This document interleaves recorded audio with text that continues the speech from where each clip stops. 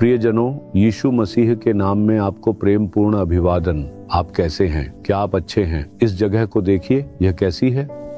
क्या आप कह रहे हैं आपने पहले ही हमें बताया था कि यह स्वीडन है? आप सही कह रहे हैं। यह स्वीडन यूरोप का एक पहाड़ी क्षेत्र है। यह समुद्र के पास स्थित है। क्या आप पीछे समुद्र देख रहे हैं? यह प्रशांत महासागर का ऊपरी हिस्सा है। यह समुद्र महासागर के उत्तरी भाग में है, इसलिए इसे नॉर्थ सी कहा जाता है। यहाँ हमेशा ठंडी हवाएं चलती रहती हैं और इसलिए यहाँ बहुत ठंड है। ये एक अद्भुत और आनंददायक देश है। यहाँ से आपसे बात करना मेरे लिए बहुत खुशी की बात है। परमेश्वर की रचना कितनी अद्भुत है। जब हम यह सब देखते हैं तो हमारे भीतर एक महान आनंद भर जाता है। हम उस प्रभु की महिमा को याद करते हैं जिसने यह सब बनाया और उसकी स्तुति करते हैं। हमारे मन में एक महान विश्वास और आनंद भर जाता है। तो क्या आप आज के दिन के लिए प्रभु का वचन जानने के लिए उत्सुक हैं? भजन संहिता 119 वचन 165, तेरी व्यवस्था से प्रीति रखने वालों को बड़ी शांति होती है। एक परमेश्वर के जन कहते हैं, तेरी व्यवस्था से प्रीति रखने वालों को बड़ी शांति होती है और उनको कुछ ठोकर नहीं लगती। साधारण शांति, पूर्ण शांति और महान शांति में अंतर होता है। कुछ लोग कहते हैं हम शांत हैं, लेकिन वह आधे मन से होता है। वे केवल नाम के लिए ऐसा कहते हैं। हो सकता है कि उनके जीवन के किसी एक भाग में शांति हो, लेकिन पूर्ण शांति का अर्थ है जीवन के सभी भागों में शांति होना। यह घर, कार्यस्थल, व्यवसाय और चर्च में शांतिपूर्ण रहना है। यही पूर्ण शांति है। शारीरिक स्वास्थ्य और आय में भी शांति होगी, यही पूर्ण शांति है। लेकिन यहाँ हम महान शांति के बारे में देखते हैं। वे लोग जिन्हें प्रभु की योजना से प्रेम है, उन्हें महान शांति मिलती है। इसका अर्थ है अत्यधिक शांति और आनंद। ये हमें कब मिलता है? जब हम परमेश्वर के वचन से प्रेम करते हैं, तब यह हमारे पास आता है।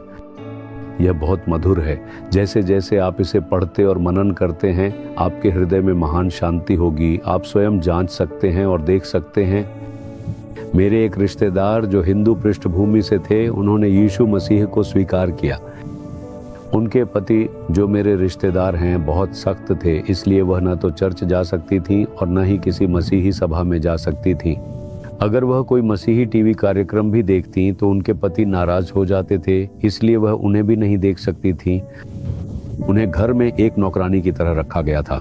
ये सच है कि उन्होंने यीशु को स्वीकार किया और उद्धार पाया, लेकिन वह कहीं भी जाकर अपनी स्थिति साझा नहीं कर सकती थी और न ही प्रार्थना कर सकती थी। उनकी स्थिति ऐसी ही थी।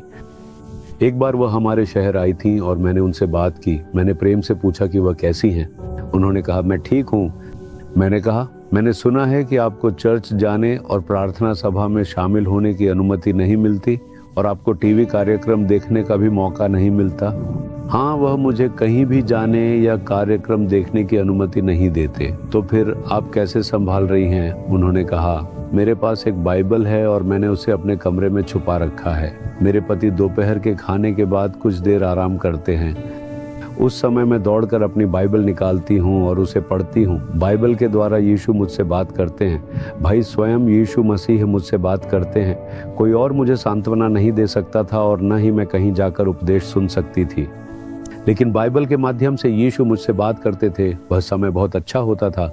मेरे लिए वह एक आनंददायक समय था। मैं बहुत खुश हूँ क्योंकि इससे मुझे अत्यंत आनंद मिलता है।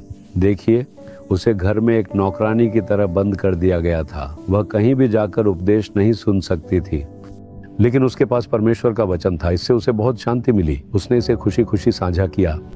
यह आनंद सुखी है। यीशु मुझसे इसके माध्यम से बात करते थे और उसने कहा, यह मेरे लिए बहुत बड़ी सहायता है। आप भी परमेश्वर के वचन को पढ़ें और उस पर मनन करें। आपको महान शांति और आनंद मिलेगा। आपको वचन से प्रेम करना चाहिए और उसे पढ़ना चाहिए। आपको इसे केवल नाम के लिए नहीं पढ़ना चाहिए। उस बहन को वचन सुनने का कोई मौका नहीं था। उसके पास केवल एक बाइबल थी और उसे छुपा कर रखना पड़ता था। अगर किसी ने उसे देख लिया होता तो वे उसे फेंक देते। जब वह अपनी बाइबल लेकर उसे पढ़ने लगी तो प्रभु ने बाइबल के माध्यम से उससे बात की। क्या अद्भुत आनंद है। यह उसका अनुभव था। आपके जीवन में आपका अनुभव क्या है? परमेश्वर के इस वचन में महान शांति है। जैसे जैसे आप इसे पढ़ते और मनन करते रहेंगे, वचन का परमेश्वर उसके माध्यम से आपसे बात करेंगे। ये बहुत आनंददायक होगा। इसलिए घुटनों के बल बैठकर वचन पढ़ें। अकेले बैठकर वचन को पढ़ें और मनन करें। आपको महान आनंद मिलेगा। कहें, प्रभु मैं आपके वचन से प्रेम करता हूँ, मैं हर दिन इसे पढ़ूंगा और इस पर मनन करूंगा, यह मुझे शांति देता है। मैं अब से पवित्र शास्त्र पढ़ने और मनन करने में लापरवाह नहीं रहूंगा। मैं इसे पढ़ने में सावधान रहूंगा और जो महान शांति और आनंद यह लाता है उसे प्राप्त करूंगा। यीशु के नाम में आमीन आमीन। Jesus redeem Hindi YouTube channel को सब्सक्राइब करें। सब्सक्राइब बटन पर क्लिक करें और बेल आइकन को भी क्लिक करके हर दिन की नई कार्यक्रमों की जानकारी प्राप्त करें।